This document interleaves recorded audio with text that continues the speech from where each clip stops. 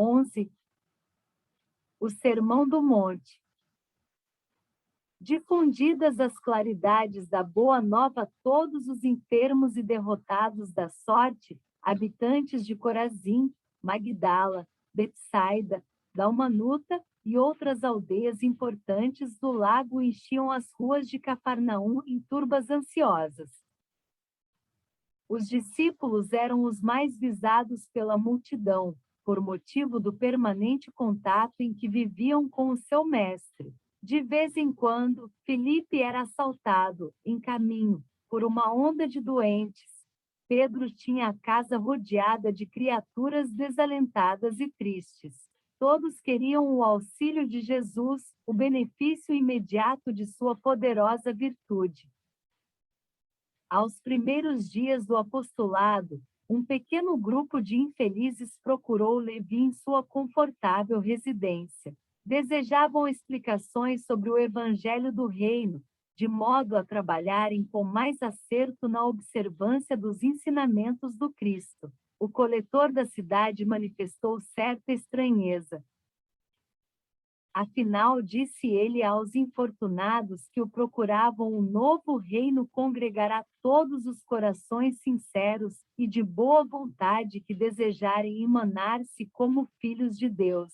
Mas que podeis fazer na situação que vos encontrais? E dirigindo-se a 3 deles, seus conhecidos pessoais, falou convicto. Que poderás realizar, Lisandro, aleijado como és? E tu, Áquila, não foste abandonado pela própria família, sob o peso de severas acusações? E tu, Pafos, acaso edificarias alguma coisa com tuas atuais aflições? Os interpelados entreolharam-se cabisbaixos, humilhados.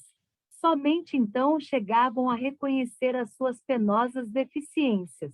A palavra rude de Levi os despertara. Tomara-os uma dor sem limites. Jesus dissera, nas suas pregações carinhosas, que seu amor viera buscar todos os que se encontrassem em tristezas e em angústias do coração. Quando o Mestre chegará, haviam experimentado a restauração de todas as energias. Jubilosos, guardavam as suas promessas relativamente ao Pai justo e bom, que amava os filhos mais infelizes, renovando nos corações as esperanças mais puras. Achavam-se exaustos, mas a lição de Jesus lhes trouxera novo consolo às almas desamparadas de qualquer conforto material. Queriam ser de Deus, vibrar com a exaltação das promessas do Cristo, porém a palavra de Levi novamente os arrojara à condição desditosa.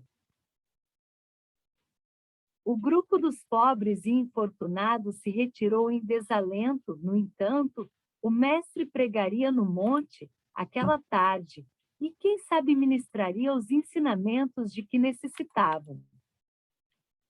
Decorridos alguns instantes, Jesus, em companhia de André, deu entrada na casa de Levi, onde se puseram os 3 em animada palestra. O coletor, a certa altura da conversação, a sorrir ingenuamente, narrou a ocorrência, terminando alegremente sua exposição com estas palavras.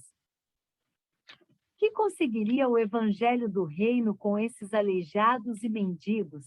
Mas, lembrando-se de súbito que os demais companheiros eram criaturas pobres e humildes, acrescentou: é justo esperemos alguma coisa dos pescadores de Cafarnaum. São homens fortes e desassombrados, e o bom trabalho lhes cabe. Não vejo, porém, como aceitar a contribuição desses desafortunados e vencidos que nos procuram. Jesus fixou o olhar no discípulo com profundo desvelo e falou com bondade, batendo-lhe levemente no ombro. No entanto, Levi, precisamos amar e aceitar a preciosa colaboração dos vencidos do mundo.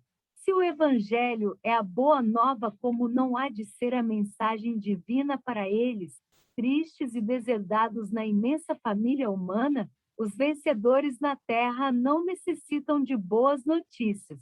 Nas derrotas da sorte, as criaturas ouvem mais alto a voz de Deus, buscando os oprimidos, os aflitos e os caluniados. Sentimos-los tão unidos ao céu, nas suas esperanças, que reconhecemos, na coragem tranquila que revelam, um sublime reflexo de nosso Pai em seus espíritos. Já observaste algum vencedor do mundo com mais alta preocupação que é de defender o fruto de sua vitória material?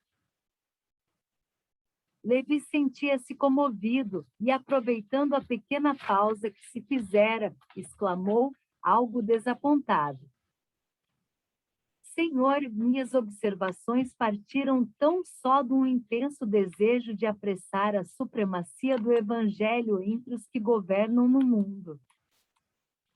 Quem governa o mundo é Deus, afirmou o mestre convictamente, e o amor não age com inquietação. Agora imaginemos Levi, que os triunfadores da terra viessem até nós, ensarilhando suas armas exteriores.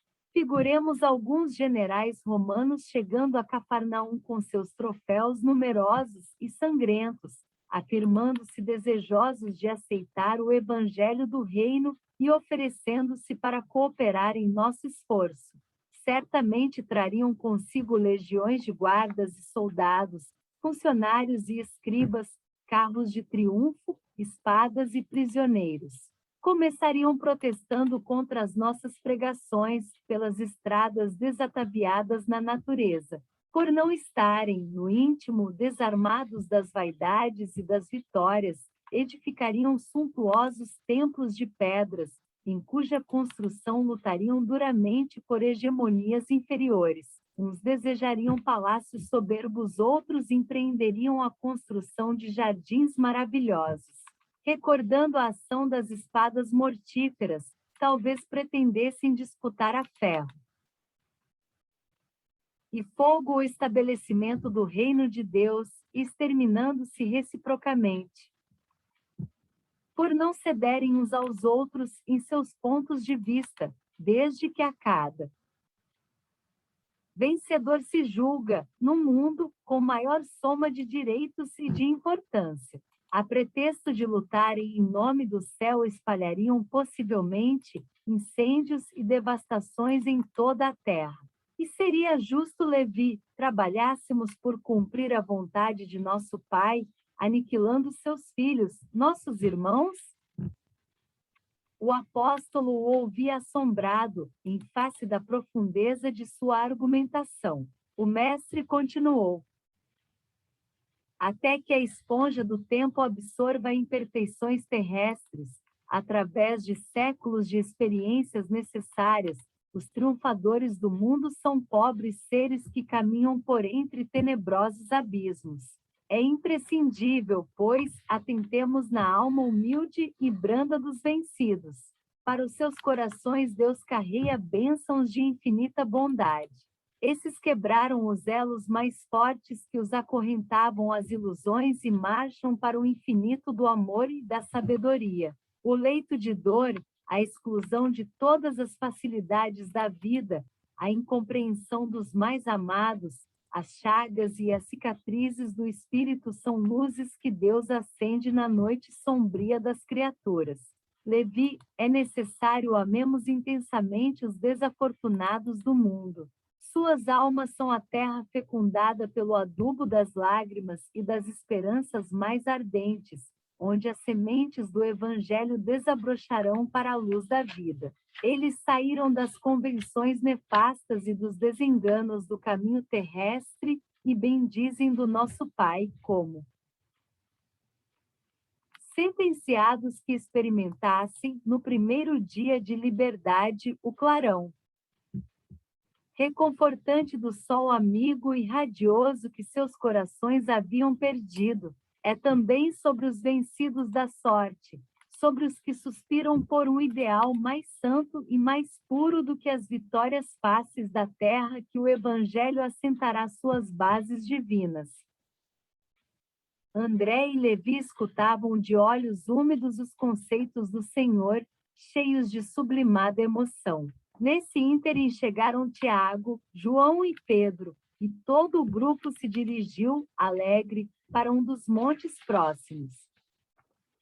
Asterisco. O crepúsculo descia num deslumbramento de ouro e brisas cariciosas. Ao longo de toda a encosta acotovelava-se a turba imensa. Muitas centenas de criaturas se aglomeravam ali, a fim de ouvirem a palavra do Senhor dentro da paisagem que se aureolava dos brilhos singulares de todo o horizonte pincelado de luz. Eram velhinhos trêmulos, lavradores simples e generosos, mulheres do povo agarradas aos filhinhos. Entre os mais fortes e sadios viam-se cegos e crianças doentes, homens maltrapilhos, exibindo as verminas que lhes corroíam as mãos e os pés. Todos se comprimiam ofegantes. Ante os seus olhares felizes, a figura do mestre surgiu na eminência enfeitada de verdura, onde perpassavam brandamente os ventos amigos da tarde, deixando perceber que se dirigia aos vencidos e sofredores do mundo inteiro, e como se esclarecendo o espírito de Levi, que representava a aristocracia entre os seus discípulos, na sua qualidade de cobrador dos tributos populares, Jesus pela primeira vez pregou as bem-aventuranças celestiais. Sua voz caía como bálsamo eterno sobre os corações desditosos. Bem-aventurados os pobres e os aflitos. Bem-aventurados os sedentos de justiça e misericórdia. Bem-aventurados os pacíficos e simples de coração.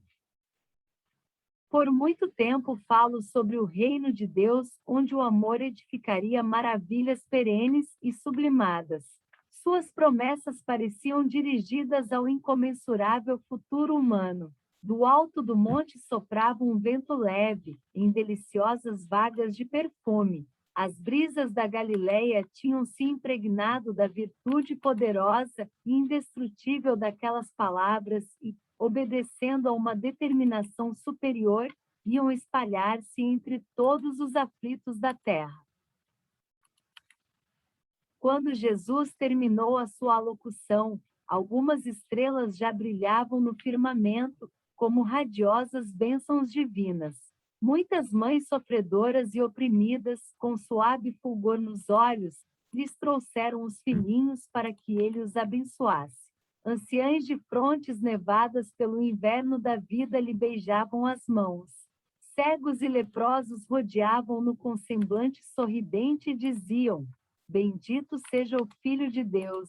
Jesus acolhia-o satisfeito, enviando a todos o sorriso da sua afeição.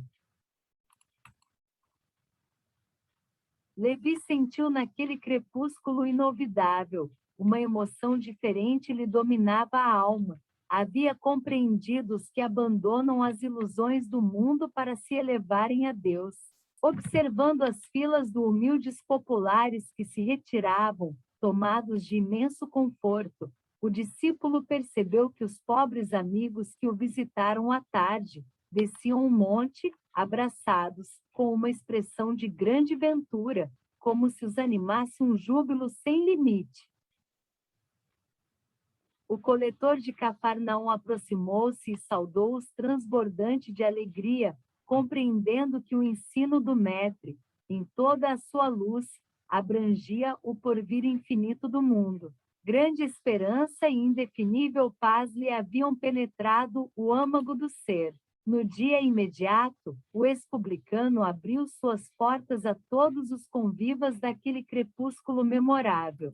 Jesus participou da festa, partiu o pão e se alegrou com eles.